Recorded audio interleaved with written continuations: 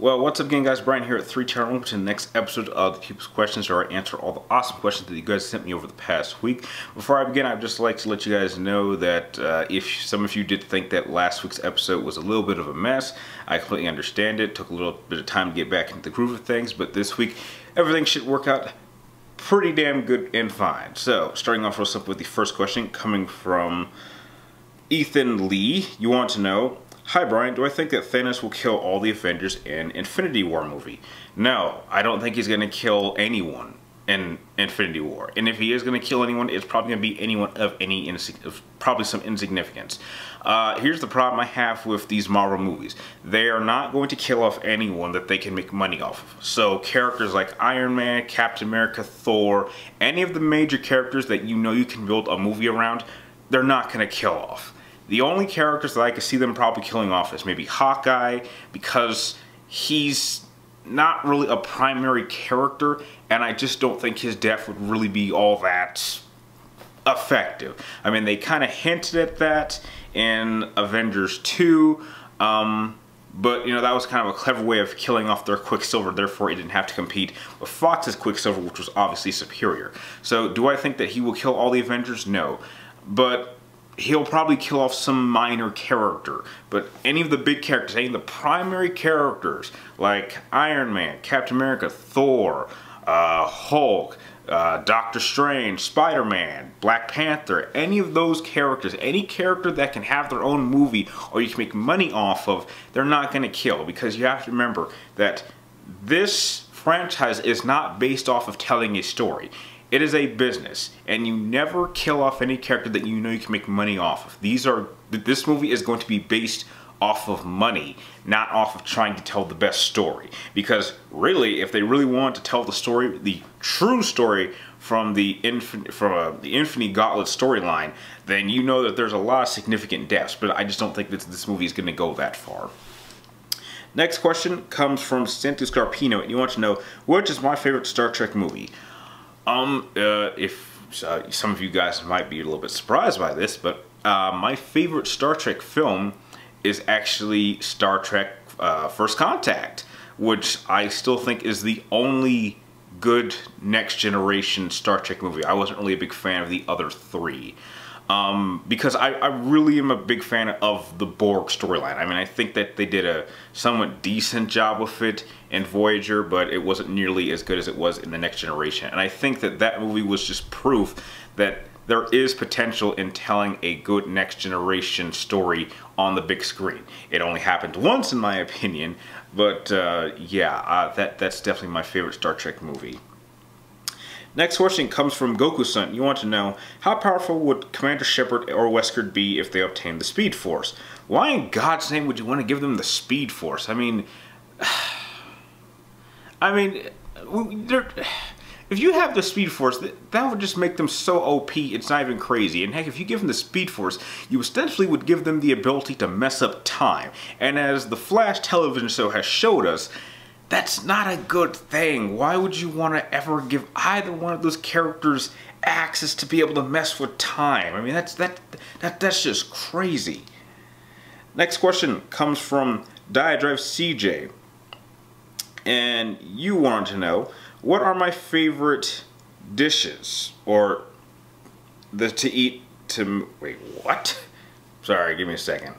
Some people have the tendency to kind of write questions in really odd ways that just don't come out normally for me. It's like, what are my favorite dishes to eat or make, if not both? Okay. I gotta admit, I can't really, honestly, I can't really think of anything. I mean, I can't think of a specific dish that really stands out to me. I usually just try to eat whatever I get my hands on, or just whatever I have lying around my house. So I honestly don't really have an answer to that. Next question comes from the Immortal Super Being, and you want to know, if I was going to put Aloy in a versus matchup, who would be her opponent? I probably will never use Aloy, and I can't think of anyone I would put her up against. She seems a little bit too... She's not... she's in that very gray area of being a bit OP for most other characters in other games, but fitting just perfectly in her own world. There's no one in her game or her world that I would put her up against. I mean, maybe the closest character might be Lara Croft, because they're two females. They're both two strong female protagonists. They both use bows as their primary weapon, but I just think that Aloy has so many tools at her disposal that I don't really think there's too many characters, I think, outside of Horizon Zero Dawn that would really be a good match for her. So I honestly can't think of any character that would be good to put Aloy up against.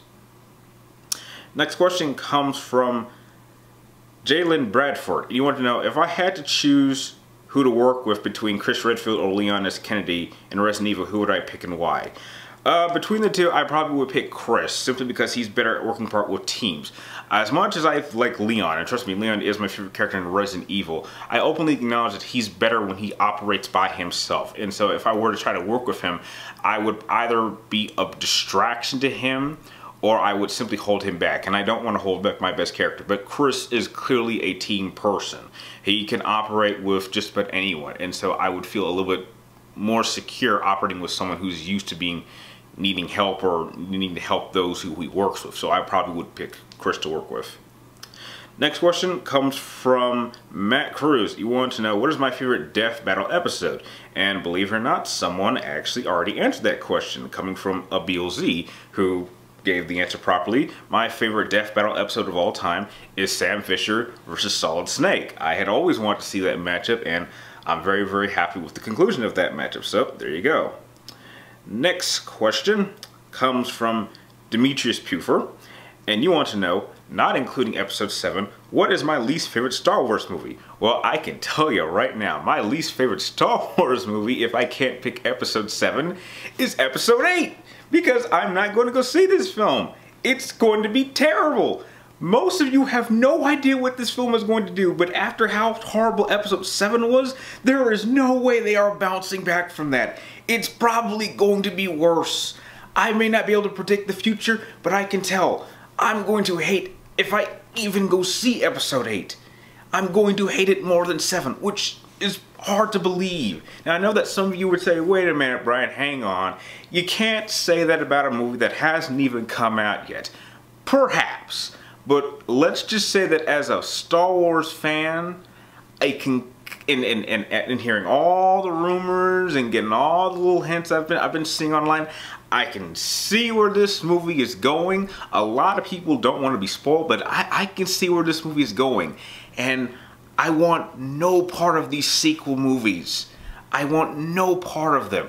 I'm more focused on the anthology film. However, I have stated officially that if Disney announced that Ewan McGregor is coming back as Obi-Wan Kenobi for the Obi-Wan Kenobi movie, then I would go see episode 8 just to say thank you. But as it stands right now, just like Wonder Woman, I have no plans on not only not seeing this movie in theaters, but ever seeing this movie as long as I live. So, on to the next question.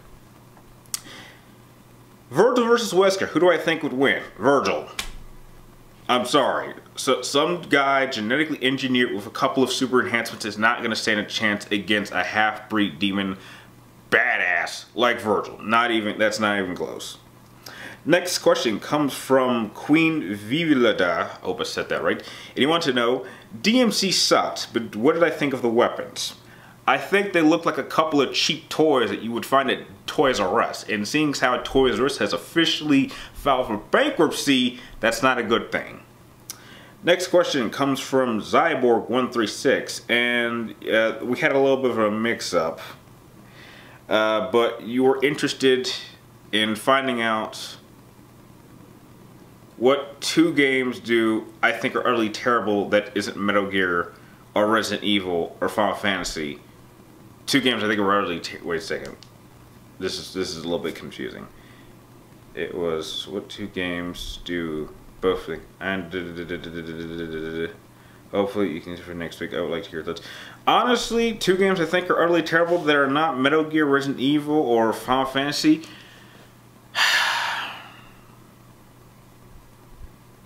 I gotta be honest. even having an extra week to think on this, I can't think of too many games.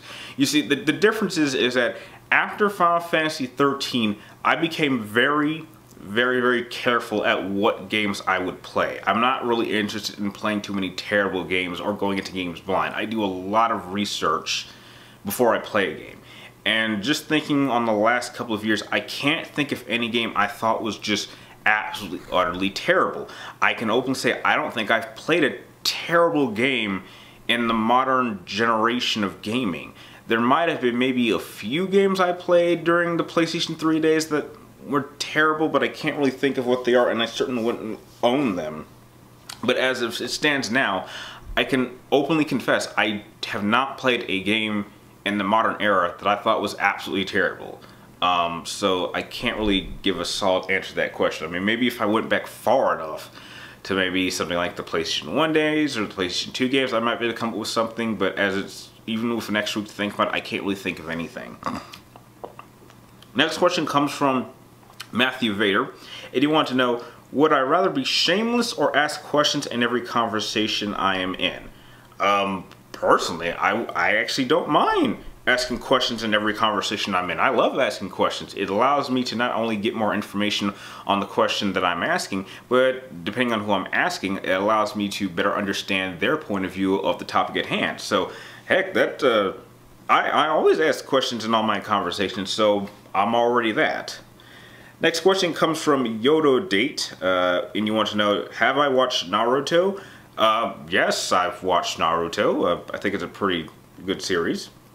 Next question comes from Jbat. You want to know, do I think Assassin's Creed Origins will be a good game that puts the series back on track? Maybe. Ironically, this is, I believe, the second or third game that I made a prediction that they would probably make a game around. I mean, it's in the same area, because I said that I would love to see a Assassin's Creed game kind of take place during the Roman times when like Julius Caesar was around, and they're kind of doing that, but it's set in Egypt, so I kind of called that years ago.